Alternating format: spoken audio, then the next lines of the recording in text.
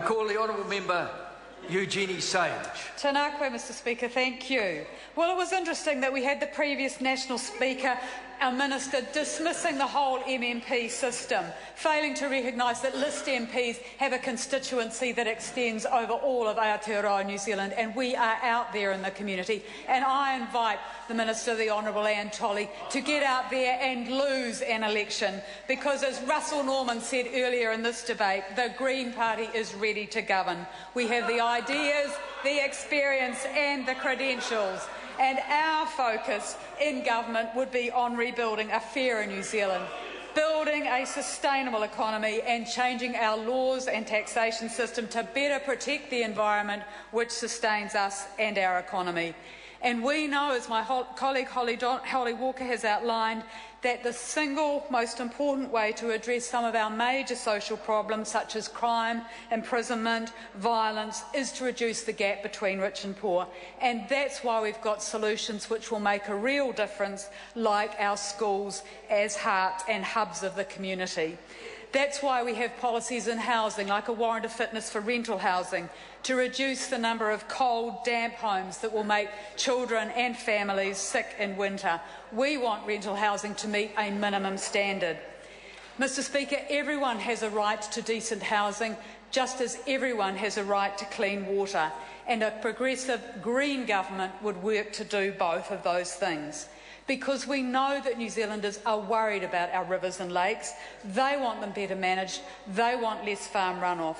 Lincoln University late last year had published the results of its long-standing survey of perceptions of the state of our environment.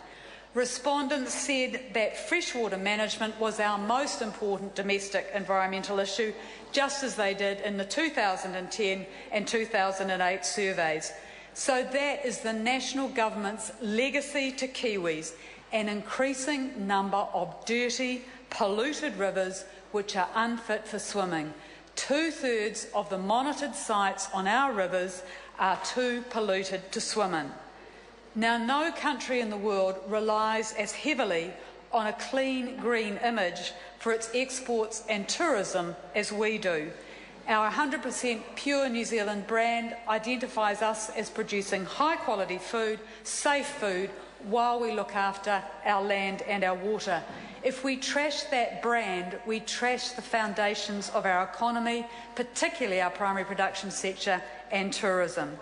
And Kiwis know that under this government, that brand is being flushed down the toilet. In that Lincoln University survey, only 35% of respondents described the state of our environment as good, and that was down from the 48% in 2000.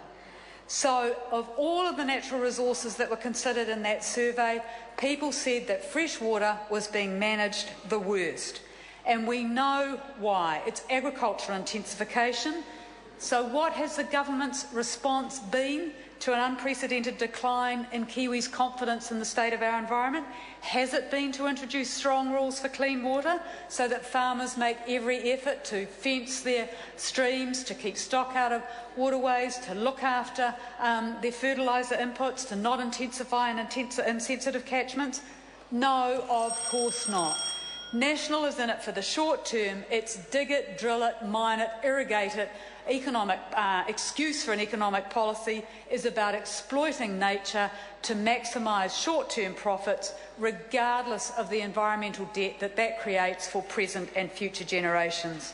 So instead of using the RMA and the National Policy Statement to put in place a much stronger regulatory framework to give us rivers that are clean enough to swim in, what's National doing? Hands off. Weak standards that people like Dr Mike Joy at Massey University say would lead us to rivers which have similar levels of nitrate to rivers like the Yangtze in China, which is not a model we want to emulate. So if it was a Green government, we would focus much more on a stronger regulatory framework, incentives for landowners, investing in biodiversity, not expecting the Department of Conservation to run a predator control program on its existing funding. We would invest in a clean environment to support our economy. Mr Speaker. I call the Honourable